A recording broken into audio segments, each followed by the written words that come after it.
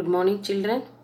ನಿಮಗೆ ನಿಯಂತ್ರಣ ಮತ್ತು ಸಹಭಾಗಿತ್ವ ಈ ಪಾಠ ಮಾಡಿದ್ನಲ್ವಾ, ಇದರಲ್ಲಿ ನೀವೇನೇನು ತಿಳ್ಕೊಂಡ್ರಿ ಅನ್ನೋದನ್ನು ಫಸ್ಟು ಅವಲೋಕನ ಮಾಡೋಣ. ನಂತರ ಇನ್ನು ಏನು ತಿಳ್ಕೋಬೇಕು ಅನ್ನೋದನ್ನು ನೋಡೋಣ, ಆಯಿತಾ? ಈ ಚಿತ್ರ ಯಾಕೆ ತೋರಿಸುತ್ತೇಳಿ? ಸೂರ್ಯಕಾಂತಿಗೂ ಸೂರ್ಯನ ಕಡೆ ತಿರುಗೋದೇನಕ್ಕೆ? ಪರಾವರ್ತಿತ ಪ್ರತಿಕ್ರಿಯೆ ಅಲ್ಲ ಮಕ್ಕಳ, ಪ್ರಚೋದನೆಗೆ ತಕ್ಕ ಪ್ರತಿಕ್ರಿಯೆ. ಸೂರ್ಯ ಒಂದು ಪ್ರಚೋದನೆ. ಈ ಹೂವು ಸೂರ್ಯನ ಕಡೆ ತಿರುಗೋದು ಪ್ರತಿಕ್ರಿಯೆ. ಈ ಪ್ರಚೋದನೆಗೆ ಪ್ರತಿಕ್ರಿಯೆಯನ್ನು ಮಾಡ್ತಕ್ಕಂತಹ ಭಾಗ ನಮ್ಮ ದೇಹದಲ್ಲಿ ನರಕೋಶ ಸಹಾಯಕ ಆಗುತ್ತೆ. ಈಗ ಬೇರೆ ಬೇರೆ ಕ್ರಿಯೆಗಳಿಗೆ, ಜೀವಕ್ರಿಯೆಗಳಿದಾವಲ್ಲ, ಜೀರ್ಣಕ್ರಿಯೆ, ಶ್ವಾಸಕ್ರಿಯೆ, ಅವಕ್ಕೆಲ್ಲ ಯಾವ ರೀತಿ ಬೇರೆ ಬೇರೆ ಭಾಗಗಳು ಸಹಾಯ ಮಾಡುತ್ತೋ ಹಾಗೆ ನರಕೋಶ ಪ್ರಚೋದನೆಗೆ ತಕ್ಕ ಪ್ರತಿಕ್ರಿಯೆಯನ್ನು ಮಾಡಲಿಕ್ಕೆ ಸಹಾಯ ಮಾಡುತ್ತೆ ಅಂತ ಓದಿದ್ವಿ. ಮತ್ತು ನಮ್ಮ ಜ್ಞಾನೇಂದ್ರಿಯಗಳು ಸುತ್ತಮುತ್ತಲಿನ ಸಂದೇಶವನ್ನು ತಿಳ್ಕೊಂಡಾಗ ಆ ಒಂದು ಸಂದೇಶ ನಮಗೆ ಇದೇ ಜ್ಞಾನವಾಹಿ ನರಕೋಶಗಳು ಅಂತ ಇರ್ತವೆ. ಜ್ಞಾನವಾಹಿ ನರಕೋಶಗಳಿಂದ ಮೆದುಳಿಗೆ ಹೋಗುತ್ತೆ. ಮೆದುಳಿನಿಂದ ಮತ್ತೆ ಸ್ನಾಯುಗಳಿಗೆ ಸಂದೇಶವನ್ನು ತರ್ತಕ್ಕಂಥವು ಕ್ರಿಯಾವಾಹಿ ನರಕೋಶಗಳು. ಈ ರೀತಿ ಕ್ರಿಯಾವಾಹಿ ನರಕೋಶಗಳು ಕಾರ್ಯವನ್ನು ನಿರ್ವಹಿಸಲಿಕ್ಕೆ ಸ್ನಾಯುಗಳಿಗೆ ಸಂದೇಶವನ್ನು ಕೊಡ್ತವೆ. ಈ ರೀತಿ ಪ್ರಚೋದನೆಗೆ ತಕ್ಕ ಪ್ರತಿಕ್ರಿಯೆ ಸುತ್ತಮುತ್ತ ವಾತಾವರಣದಲ್ಲಿ ಏನೇನಾಗುತ್ತೋ ಅವಕ್ಕೆಲ್ಲ ನಾವು ಪ್ರಕ್ರಿಯಿಸ್ತೀವಿ ಅಂದರೆ ಅದಕ್ಕೆ ಕಾರಣ ನರಕೋಶ. ಇದು ಪರಾವರ್ತಿತ ಪ್ರತಿಕ್ರಿಯೆ. ಪರಾವರ್ತಿತ ಪ್ರತಿಕ್ರಿಯೆ ಅಂದರೆ ಸಡನ್ನಾಗಿ ಆಗ್ತಕ್ಕಂಥದ್ದು, ಹೌದಲ್ಲ? ಆ ಒಂದು ಪರಾವರ್ತಿತ ಪ್ರತಿಕ್ರಿಯೆ ಮಾಡಲಿಕ್ಕೆ ಸಹಾಯಕ ಆಗ್ತಕ್ಕಂಥವಾಗ ಮೆದುಳಿನ ಬಳ್ಳಿ. ಇಲ್ಲಿ ಸಂದೇಶ ಮೆದುಳಿಗೆ ಹೋಗಲ್ಲ, ಮೆದುಳು ಬಳ್ಳಿಯಿಂದನೇ ನಮಗೆ ಇದು ಸಂದೇಶ ಗೊತ್ತಾಗ್ಬಿಡುತ್ತೆ, ತಿಳ್ಕೊಂಬಿಡುತ್ತೆ ನಾವು, ಗೊತ್ತಾಯ್ತಾ? ಪರಾವರ್ತಿತ ಪ್ರತಿಕ್ರಿಯೆ ಸಡನ್ನಾಗಿ ನಾವು ಡಿಸಿಷನ್ ತಗೋತೀವಿ ಮಕ್ಕಳ. ಈ ಒಂದು ಕ್ರಿಯೆಗೆ ಸಹಾಯಕ ಆಗ್ತಕ್ಕಂಥ ಭಾಗಗಳು ಜ್ಞಾನೇಂದ್ರಿಯಗಳಿಂದ ವಿಷಯ ಗೊತ್ತಾಗುತ್ತೆ. ತಕ್ಷಣ ಜ್ಞಾನವಾಹಿ ನರಕೋಶ ಸಂದೇಶವನ್ನು ಮೆದುಳು ಬಳ್ಳಿಗೆ ತರುತ್ತೆ. ನೋಡಿ, ಅಲ್ಲಿ ಜ್ಞಾನವಾಹಿ ನರಕೋಶ ಮೆದುಳಿಗೆ ಬಳ್ಳಿ ತಂದ ತಕ್ಷಣ ಅದರಿಂದ ತಕ್ಷಣವೇ ಮೆದುಳಿಗೆ ಹೋಗ್ದಂಗೆ ಅಲ್ಲಿ ಕ್ರಿಯಾವಾಹಿ ನರಕೋಶದಿಂದ ವಿಷಯಗಳು ಸ್ನಾಯುಕೋಶಗಳಿಗೆ ಬರುತ್ತೆ. ಇಲ್ಲಿ ಜ್ಞಾನವಾಹಿ ನರಕೋಶಗಳೇನಿದಾವಲ್ಲ, ಆ ಜ್ಞಾನವಾಹಿ ನರಕೋಶಗಳಿಗೆ ಮತ್ತು ಕ್ರಿಯಾವಾಹಿ ನರಕೋಶಗಳಿಗೆ ಒಂದು ಸಂಬಂಧ ಕಲ್ಪಿಸುವ ನರಕೋಶ ಅಂತ ಇರುತ್ತೆ. ಆ ಸಂಬಂಧ ಕಲ್ಪಿಸುವ ನರಕೋಶ ಏನು ಮಾಡುತ್ತೆ? ಸಂದೇಶವನ್ನು ಜ್ಞಾನವಾಹಿಯಿಂದ ಕ್ರಿಯಾವಾಹಿಗೆ ಕಳಿಸುತ್ತೆ, ಗೊತ್ತಾಯ್ತಾ? ಈ ರೀತಿಯಾಗಿ ಪರಾವರ್ತಿತ ಕ್ರಿಯೆ ನಡಿಬೇಕಾದ್ರೆ ಅದು 5 ಮಾರ್ಗಗಳನ್ನು ಒಳಗೊಂಡಿರುತ್ತೆ. ಮೊದಲನೇದಾಗಿ ಜ್ಞಾನವಾಹಿ ನರಕೋಶ, ಇನ್ನೊಂದು ಸಂಬಂಧ ಕಲ್ಪಿಸುವ ನರಕೋಶ, ಇನ್ನೊಂದು ಕ್ರಿಯಾವಾಹಿ ನರಕೋಶ. ಮತ್ತು ಇವೆಲ್ಲ ನರಕೋಶಗಳಿಗೆ ಫಸ್ಟು ಜ್ಞಾನೇಂದ್ರಿಯಗಳಿದೆಯಲ್ವ, ಆ ಜ್ಞಾನೇಂದ್ರಿಯಗಳಿಂದ ಜ್ಞಾನೇಂದ್ರಿಯಗಳು ಒಂದು, ಜ್ಞಾನವಾಹಿ ನರಕೋಶ 2, ಸಂಬಂಧ ಕಲ್ಪಿಸುವ ಕೋಶ 3, ಕ್ರಿಯಾವಾಹಿ ನರಕೋಶ 4 ಮತ್ತು ಸ್ನಾಯು. ಇಷ್ಟು 5 ಮಾರ್ಗಗಳನ್ನು ಒಳಗೊಂಡು ಈ ಪರಾವರ್ತಿತ ಪ್ರತಿಕ್ರಿಯೆ ಆಗುತ್ತೆ. ಈ 5 ಮಾರ್ಗಗಳಲ್ಲೂ ಪರಾವರ್ತಿತ ಪ್ರತಿಕ್ರಿಯೆ ಏನಾದರೂ ಗೊತ್ತಲ್ಲ, ಅದನ್ನು ನಾವು ಪರಾವರ್ತಿತ ಚಾಪ ಅಂತ ಕರಿತೀವಿ, ಆಯ್ತಲ್ಲ? ನೆನಪಿದೆಯಾ?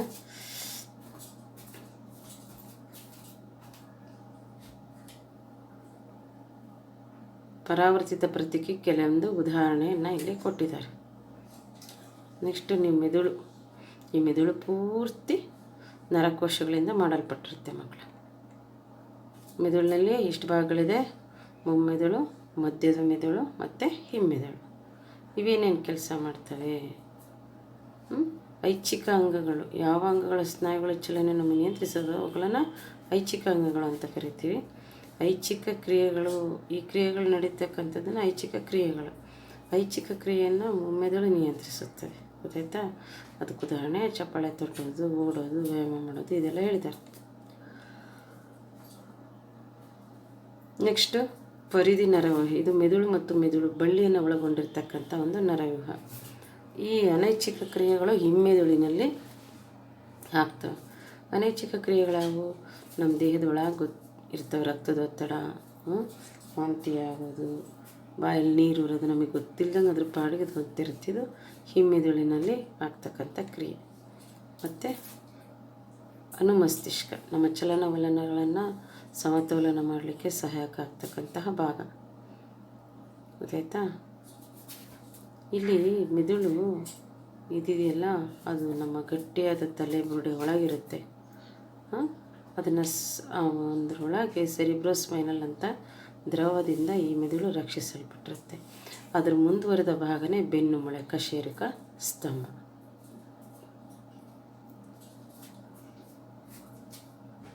ನರಕೋಶಗಳಿಗೆ ನೋಡಿ, ಜೀವಕೋಶಗಳು ತಮ್ಮ ಆಕಾರವನ್ನು ಬದಲಿಸುತ್ತಾ ಚಲಿಸ್ತವೆ. ಅದು ಉದ್ದದಲ್ಲಿ ಕಡಿಮೆ ಆಗ್ತವೆ. ಸ್ನಾಯುಕೋಶಗಳು ವಿಶೇಷ ಪ್ರೋಟೀನ್ಗಳನ್ನು ಹೊಂದಿದ್ದು ನರ ವಿದ್ಯುತ್ ಆವೇಗಗಳ ಪ್ರತಿಕ್ರಿಯೆಯಾಗಿ ಜೀವಕೋಶದೊಳಗೆ ತಮ್ಮ ಆಕಾರ ಮತ್ತು ಸಂಯೋಜನೆ ಎರಡನ್ನು ಬದಲಿಸಿಕೊಂಡು ಕ್ರಿಯೆಯನ್ನು ಮಾಡ್ತವೆ. ಇದಿಷ್ಟು ನಿಮಗೆ ಕಳೆದ ತರಗತಿಯಲ್ಲಿ ಮಾಡಿದ್ದೀರಿ. ಈಗ ಸಸ್ಯಗಳಲ್ಲಿ ಸಹಭಾಗಿತ್ವ ಯಾವ ರೀತಿ ಅನ್ನೋದನ್ನು ನೋಡೋಣ. ಸಸ್ಯಗಳಲ್ಲೂ ಸಹ ಸಹಭಾಗಿತ್ವ ಮತ್ತು ನಿಯಂತ್ರಣ ಇರುತ್ತೆ. ಈ ಸಸ್ಯಗಳು ಎರಡು ರೀತಿ ಚಲನೆಯನ್ನು ತೋರಿಸುತ್ತೆ. ಬೆಳವಣಿಗೆಯನ್ನು ಆಧರಿಸ್ತಕ್ಕಂಥ ಚಲನೆ, ಸ್ವತಂತ್ರ ಚಲನೆ. ಬೆಳವಣಿಗೆಯನ್ನು ಆಧರಿಸತಕ್ಕಂಥ ಚಲನೆ ನಮಗೆ ಕಂಡು ಬರಲ್ಲ ಅಲ್ವಾ ಮಕ್ಕಳ? ನೋಡಿ, ಚಿಕ್ಕ ಗಿಡ ಇರೋದು ಎಷ್ಟು ದೊಡ್ಡದಾಗುತ್ತೆ, ಹೌದಾ? ಈ ಬೆಳವಣಿಗೆ ಆಗಬೇಕಾದ್ರೆ ನೀವು ಗಮನಿಸಿ, ಬೀಜದ ಬೇರು ಭೂಮಿ ಕಡೆ ಮಣ್ಣಿನ ಕಡೆ ಚಲಿಸುತ್ತೆ, ಕಾಂಡ ಮೇಲೆ ಚಲಿಸುತ್ತೆ, ಹೌದಾ? ಈ ರೀತಿ ಇವು ಚಲನೆ ಇದೆಯಲ್ಲ, ಬೆಳವಣಿಗೆಯನ್ನು ಆಧರಿಸಿ ಚಲನೆ ಇದೆಯಲ್ಲ, ಇದನ್ನು ನಾವು ನೋಡಿದ್ರೆ ಇದನ್ನು ಭೂಮಿ ಕಡೆ ಚಲಿಸೋದನ್ನು ನಾವು ಗುರುತ್ವಾನುವರ್ತನೆ ಅಂತ ಕರಿತೀವಿ. ಮೇಲೆ ಬೆಳಕಿನ ಕಡೆ ಚಲಿಸೋದನ್ನು ನಾವು ದ್ವಿತೀಯಾನುವರ್ತನೆ ಅಂತ ಕರಿತೀವಿ. ದ್ವಿತೀಯ ಅಂದರೆ ಬೆಳಕು. ಅಲ್ಲಿ ಬಟಾಣಿ ಗಿಡ ತೋರಿಸಿದಾರೆ, ನೀವು ಗೊತ್ತಾಯ್ತಾ ಮಕ್ಕಳ? ಬಟಾಣಿ ಸಸ್ಯಗಳು ಕೆಲವು ಸಸ್ಯಗಳ ಬಳಿಯ ಕುಡಿಗಳ ಸಹಾಯದಿಂದ ಇತರ ಸಸ್ಯಗಳು ಮತ್ತು ಬೇಲಿಯ ಮೇಲೆ ಇರ್ತವೆ. ಅಂದರೆ ಬಳ್ಳಿಗಳಿರ್ತಾವಲ್ವ ಮಕ್ಕಳ, ಆ ಬಳ್ಳಿಗಳು ಬೇರೆ ಬೇರೆ ಆಧಾರವನ್ನು ಇಟ್ಕೊಂಡು ಅವು ಮುಂದೆ ಸಾಗ್ತಾವೆ. ನೋಡಿ, ದ್ವಿತೀಯಾನುವರ್ತನೆ. ಬೆಳಕಿನಂತಹ ಪರಿಸರದ ಪ್ರಚೋದಕವು ಸಸ್ಯದ ಭಾಗಗಳ ಬೆಳೆಯುವ ದಿಕ್ಕನ್ನು ಬದಲಿಸಿದರೆ ಅದನ್ನು ದ್ವಿತೀಯಾನುವರ್ತನೆ. ದ್ವಿತೀಯಾನುವರ್ತನೆ ಎಳೆಯ ಕಾಂಡಗಳು ಬೆಳಕಿನ ಕಡೆಗೆ ಬಾಕುವ ಮೂಲಕ ಪ್ರತಿಕ್ರಿಯೆಯನ್ನು ವ್ಯಕ್ತಪಡಿಸ್ತವೆ. ಅದೇ ಥರ ಬೇರುಗಳು ಬೆಳಕಿನಿಂದ ದೂರವಾಗಿ ಬಾಗುವ ಪ್ರತಿಕ್ರಿಯೆ ಇರುತ್ತೆ. ನೋಡಿ, ಇದು ಗುರುತ್ವಾನುವರ್ತನೆ. ಗುರುತ್ವಾನುವರ್ತನೆ ಅಂದರೆ ಈ ಒಂದು ಸಸ್ಯಗಳ ಬೇರುಗಳು ಬೆಳೆಯುವ ದಿಕ್ಕನ್ನು ಹೆಂಗೆ ಸಸ್ಯಗಳ ಭಾಗಗಳು ದಿಕ್ಕುಗಳನ್ನು ಬದಲಿಸ್ತವೆ ನೋಡಿ. ಕಾಂಡ ಮೇಲಕ್ಕೆ ಬರೋದು ದ್ವಿತೀಯಾನುವರ್ತನೆ, ಬೇರುಗಳು ಯಾವಾಗಲೂ ಸಹ ಭೂಮಿ ಕಡೆ ಹೋಗ್ತಲ್ಲ, ಅದನ್ನು ಗುರುತ್ವಾನುವರ್ತನೆ ಅಂತ ಕರಿತೇವೆ. ಅದೇ ಥರ ರಾಸಾಯನಿಕ ಅನುವರ್ತನೆ. ಈ ನಿಷೇಚನ ಕ್ರಿಯೆ ನಡಿಬೇಕಾದ್ರೆ ಅಂಡಾಣು ಮತ್ತು ವೀರ್ಯಾಣುಗಳ ಮಧ್ಯೆ ಆ ಪರಾಗರೇಣುಗಳು, ಸಸ್ಯಗಳಲ್ಲಿ ಪರಾಗರೇಣುಗಳು ಶಲಾಕಾಗ್ರದಿಂದ ಶಲಾಕನಳಿಕೆ ಮೂಲಕ ಅಂಡಾಶಯವನ್ನು ತಲುಪ್ತಲ್ಲ, ಅದು ರಾಸಾಯನಿಕ ಅನುವರ್ತನೆ. ಇನ್ನೊಂದು, ಸಸ್ಯಗಳು ಬೇರು ಎಲ್ಲೆಲ್ಲಿರುತ್ತೆ ಅಲ್ಲಲ್ಲಿ ಚಾಚ್ಕೊತ ಹೋಗ್ತವೆ. ಈ ರೀತಿ ಬೇರುಗಳು ತಮ್ಮ ನೀರಿನ ಕಡೆಗೆ ಸಾಗೋದನ್ನು, ಅತಿ ಹೆಚ್ಚು ತೇವಾಂಶದ ಕಡೆ ಸಾಗೋದನ್ನು ನಾವು ಜಲಾನುವರ್ತನೆ ಅಂತ ಕರಿತೀವಿ. ಇನ್ನೊಂದು ಮಕ್ಕಳ, ಈ ಮುಟ್ಟಿದ್ರ ಮನೆ ಸಸ್ಯ ನೋಡಿದ್ದೀರಲ್ಲ ನೀವು, ಈ ಮುಟ್ಟಿದ ತಕ್ಷಣ ಮುದುಡ್ಕೊಳ್ಳುತ್ತೆ. ಇದು ಸ್ವತಂತ್ರ ಚಲನೆ. ಇದು ಮಿಮೋಸಾ ಅಂತಕ್ಕಂಥ ಕುಟುಂಬದ ಒಂದು ಸಸ್ಯ ವರ್ಗಕ್ಕೆ ಸೇರಿದೆ. ನಿಮಗೆಲ್ಲ ಗೊತ್ತು, ನಾಚಿಕೆ ಮುಳ್ಳಿನ ಬಳ್ಳಿ ಅಂತಲೂ ಕರೀತಾರೆ ಇದನ್ನ. ಇದು ಮುಟ್ಟಿದ ತಕ್ಷಣ ಏನಾಗುತ್ತೆ, ಮುದುಡ್ಕೊಳ್ಳುತ್ತೆ. ಈ ಚಲನೆ ಯಾವುದೇ ಬೆಳವಣಿಗೆ ನಾವು ಮುದುಡ್ಕೊಳ್ಳೋದಷ್ಟೇ, ಬೆಳವಣಿಗೆ ಇರಲ್ಲ ಅಲ್ಲಿ, ಆಯಿತಾ? ಅದೇ ಥರ ಪ್ರಚೋದನೆಗೆ ತಕ್ಷಣ ಪ್ರತಿಕ್ರಿಯೆ. ಈ ನಾಚಿಕೆ ಮುಳ್ಳು, ಅದೇ ಮುಟ್ಟಿದ್ರೆ ಮನೆ ಸಸ್ಯ ಅಂತೀವಲ್ಲ ಅದು. ಅದೇ ಥರ ನಾವೇನೇ ಒಂದು ಮಾಹಿತಿಯನ್ನು ಸಸ್ಯ ಜೀವಕೋಶದಿಂದ ಜೀವಕೋಶಕ್ಕೆ ತಲುಪಿಸಲು ಆಗ್ತಕ್ಕಂಥದ್ದು ವಿದ್ಯುತ್ ರಾಸಾಯನಿಕ ವಿಧಾನ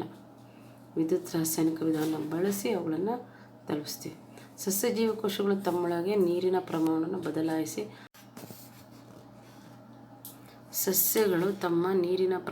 ಬದಲಾಯಿಸಿ ತಮ್ಮ ಆಕಾರವನ್ನು ಉಬ್ಬಿಸಿಕೊಳ್ಳುತ್ತವೆ.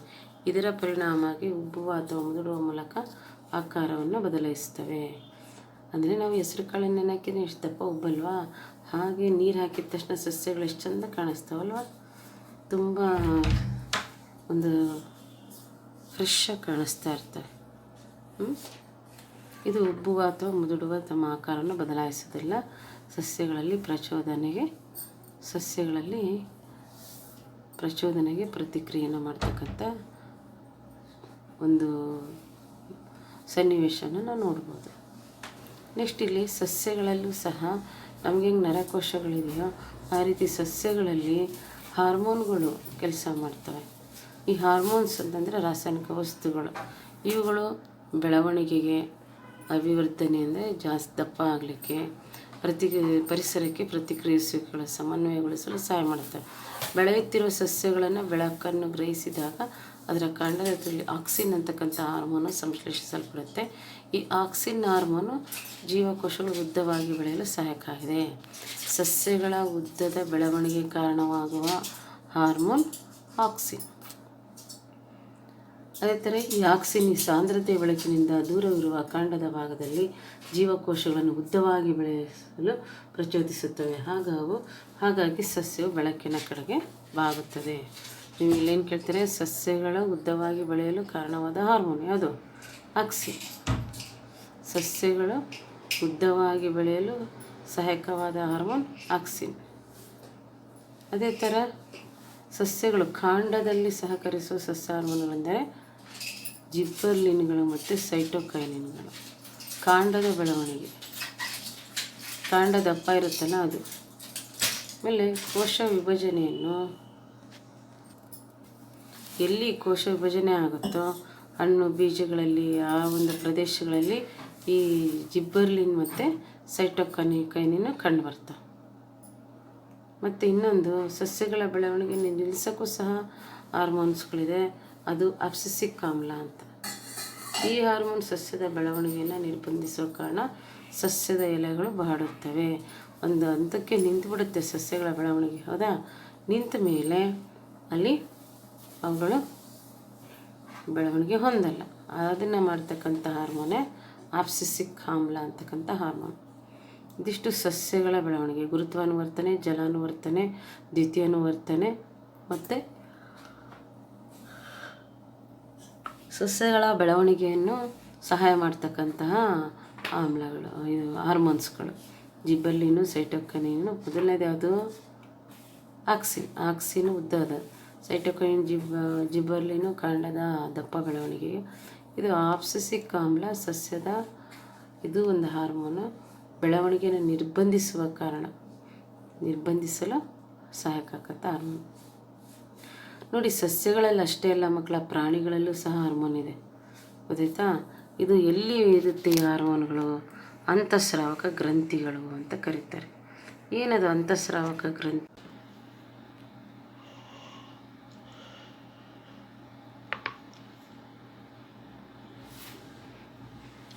ಆ ನಿರ್ನಾಳ ಗ್ರಂಥಿ ಲಾಂಗರೆನ್ಸ್ನ ಕಿರುದ್ವೀಪಗಳಿಂದ ಇನ್ಸುಲಿನ್ ಹಾರ್ಮೋನ್ ಉತ್ಪತ್ತಿ ಆಗಬೇಕು. ಅದು ಇನ್ಸುಲಿನ್ ಹಾರ್ಮೋನ್ ಉತ್ಪತ್ತಿ ಆಗಲಿಲ್ಲ ಅಂತ ಹೇಳಿದ್ರೆ ದೇಹದಲ್ಲಿ ಸಕ್ಕರೆ ಮಟ್ಟ ಜಾಸ್ತಿ ಆಗುತ್ತೆ. ಆವಾಗ ಅಂಥವರು ಸಕ್ಕರೆ ಮಟ್ಟ ದೇಹದ ರಕ್ತದಲ್ಲಿ ಜಾಸ್ತಿ ಆದಾಗ ಅಂಥವ್ರು ಪದೇ ವಿಸರ್ಜನೆಗೆ ಹೋಗಬೇಕಾಗುತ್ತೆ. ಇರ್ತಕ್ಕಂತಹ ಒಂದು ಶಕ್ತಿ ಎಲ್ಲ, ಎನರ್ಜಿ ಎಲ್ಲ ಹೊರಟೋಗುತ್ತೆ. ಸಡನ್ನಾಗಿ ಅವರು ತಲೆ ಸುತ್ತು ಬರುತ್ತೆ. ಅಂದರೆ ಇನ್ಸುಲಿನ್ ಹಾರ್ಮೋನ್ ಗ್ಲುಕೋಸನ್ನು ಗ್ಲೈಕೋಜನ್ ಆಗಿ ಪರಿವರ್ತಿಸಿ ಒಂದು ಲಿವರ್ ಅಥವಾ ಯಕೃತ್ನಲ್ಲಿರುತ್ತೆ. ಅದು ಗ್ಲುಕೋಗಾನ್ ರೂಪದಲ್ಲಿ ಇರುತ್ತೆ. ಹೆಚ್ಚಿರ್ತಕ್ಕಂತಹ ಗ್ಲುಕೋಗಾನ್ ರೂಪದಲ್ಲಿ ಯಕೃತ್ನಲ್ಲಿರುತ್ತೆ. ಆ ಯಕೃತ್ನಲ್ಲಿರ್ತಕ್ಕಂತಹ ಗ್ಲುಕೋಗಾನು ಉಪವಾಸದ ಸಮಯದಲ್ಲಿ ನಮಗೆ ಪ್ರಯೋಜನಕ್ಕೆ ಬರುತ್ತೆ ಮತ್ತು ಗ್ಲುಕೋಸ್ ಆಗಿ ಪರಿವರ್ತಿಸುತ್ತೆ. ಹೀಗೆ ಈ ಇನ್ಸುಲಿನ್ ಹಾರ್ಮೋನ್ ಇದೆಯಲ್ಲ, ಇದು ನಮ್ಮ ದೇಹಕ್ಕೆ ಅಗತ್ಯವಾಗಬೇಕು. ರಕ್ತದಲ್ಲಿ ಸಕ್ಕರೆ ಮಟ್ಟವನ್ನು ನಿಯಂತ್ರಿಸುತ್ತೆ. ಅಂತಃಸ್ರಾವಕ ಗ್ರಂಥಿಗಳು ಇನ್ಸುಲಿನ್ ಹಾರ್ಮೋನು ಯಾವುದದು? ಲಾಂಗರೆನ್ಸ್ನ ಕಿರುದ್ವೀಪಗಳು ಬರೀಬೇಕಿಲ್ಲ. ಟೆಸ್ಟೋಸ್ಟೆರಾನ್ ವೃಷಣಗಳು, ಅಂಡಾಶಯಗಳು ಹೆಣ್ಣು ಸಂತಾನೋತ್ಪತ್ತಿ ಅಂಗಗಳನ್ನು ಬೆಳವಣಿಗೆಗೆ, ಋತುಚಕ್ರದ ನಿಯಂತ್ರಣಕ್ಕೆ ಇವಕ್ಕೆಲ್ಲ ಸಹಾಯಕ ಆಗುತ್ತೆ. ಅಡ್ರಿನಲ್ ಗ್ರಂಥಿ ಅಡ್ರಿನಲಿನ್ ಹಾರ್ಮೋನ್, ಇದು ತುರ್ತುಪರಿಸ್ಥಿತಿ ಹಾರ್ಮೋನ್ಸ್. ಕೋಪ, ಸಿಟ್ಟು ಇಂಥ ಸಂದರ್ಭಗಳಲ್ಲಿ ನಮ್ಮನ್ನು ನಾವು ಕಂಟ್ರೋಲ್ ಮಾಡೋದನ್ನು ಈ ಒಂದು ಅಡ್ರಿನಲ್ ಹಾರ್ಮೋನು ಮಾಡುತ್ತೆ, ಆಯಿತಾ?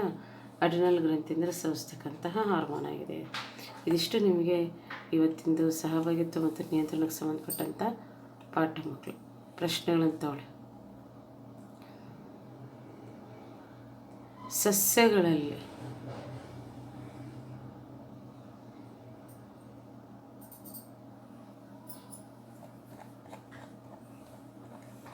ನೋಡಿ, ಇದನ್ನ ಹಂಗೆ ಅವಲೋಕನ ಮಾಡೋಣ, ರಿವಿಷನ್ ಮಾಡ್ಕೊತ.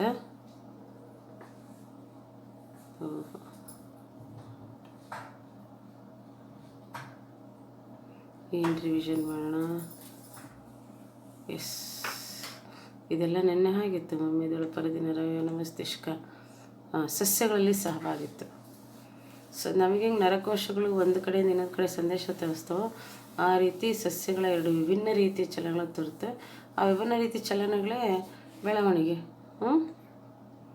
ನೆಕ್ಸ್ಟು ಬೆಳವಣಿಗೆಯನ್ನು ಆಧರಿಸಿದ ಚಲನೆ ಅಂದರೆ ಇದು ನೀರು ಕಡೆಗೆ ಕೆಲವೊಂದು ಹೋಗ್ತವೆ, ಭೂಮಿ ಕಡೆಗೆ ಕೆಲವೊಂದು ಸಸ್ಯದ ಕಡೆಗೆ ಹೋಗ್ತಾವಲ್ಲ ಅನುವರ್ತನೆ, ಅದ್ರ ಬಗ್ಗೆ ಹೇಳಿದ್ದಾರೆ. ಪ್ರಚೋದನೆ ನಿಧಾನವಾಗಿ ಪ್ರತಿಕ್ರಿಯಿಸ್ತವೆ ಇವೆಲ್ಲ.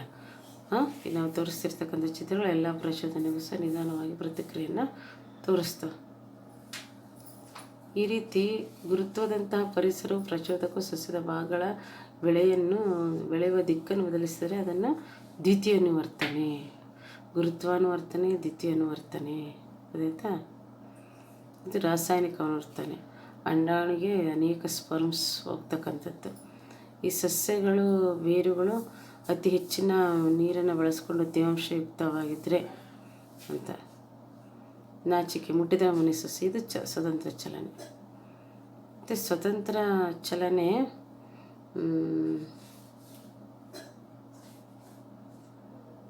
ಮುಟ್ಟಿದರೆ ಮುನಿ ಸಸ್ಯ, ಅದು ಸ್ವತಂತ್ರ ಚಲನೆ ಉದಾಹರಣೆಯನ್ನು ನಾವು ಕೊಡ್ಬೋದು. ಗೊತ್ತಾಯ್ತಾ?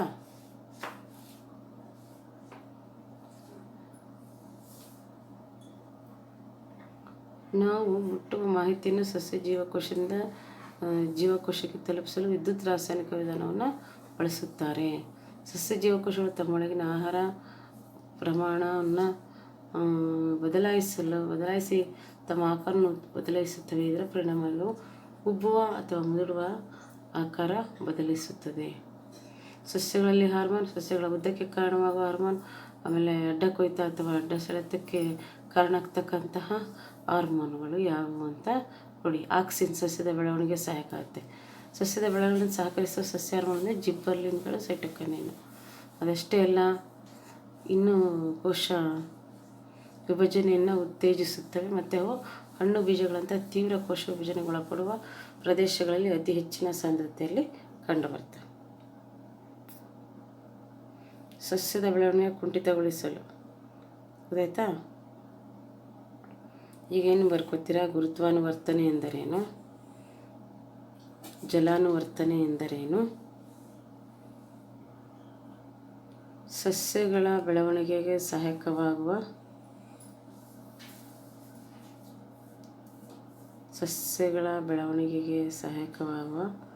ಹಾರ್ಮೋನುಗಳನ್ನು ಹೆಸರಿಸಿ. ಇವು ಹಾರ್ಮೋನುಗಳು ಅಂತಂದರೆ ಈ ಜಿಬ್ಬರ್ಲಿನ್, ಸೈಟೋಕೈನಿನ್ನು ಒಂದು ಕಡೆ ಹಿಂಗೆ ಹಾಕಬೇಕು. ಸಸ್ಯಗಳ ಬೆಳವಣಿಗೆಯನ್ನು, ಸಸ್ಯದ ಕಾಂಡದ ಬೆಳವಣಿಗೆಯನ್ನು ಉತ್ತೇಜಿಸ್ತವೆ ಅಂತ. ಈ ರೀತಿ ಆಯಾ ಸಸ್ಯಗಳಿಗೆ ಸಂಬಂಧಪಟ್ಟಂತೆ ನೀವು ಬರಿಬೇಕಾಗುತ್ತೆ. ಅಂದರೆ ಡೆಫಿನಿಷನ್ ಇದೆ, ಉದಾಹರಣೆ.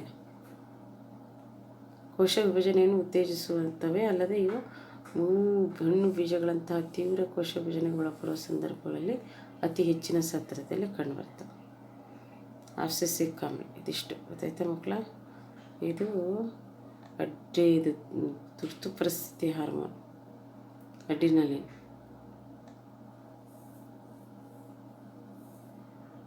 ಹೈಪರ್ ಥೈರಾಯ್ಡಿಸಮ್ ಅಂತಾರೆ, ಜಾಸ್ತಿ ಉತ್ಪತ್ತಿ ಆದರೆ. ಕಡಿಮೆ ಉತ್ಪತ್ತಿ ಆದರೆ ಹೈಪೋಥೈರಾಯ್ಡಿಸಮ್. ಹೈಪರ್ ಥೈರಾಯ್ಡಿಸಮ್ ಅಂತಾರೆ, ಜಾಸ್ತಿ ಉತ್ಪತ್ತಿ ಆದರೆ. ಕಡಿಮೆ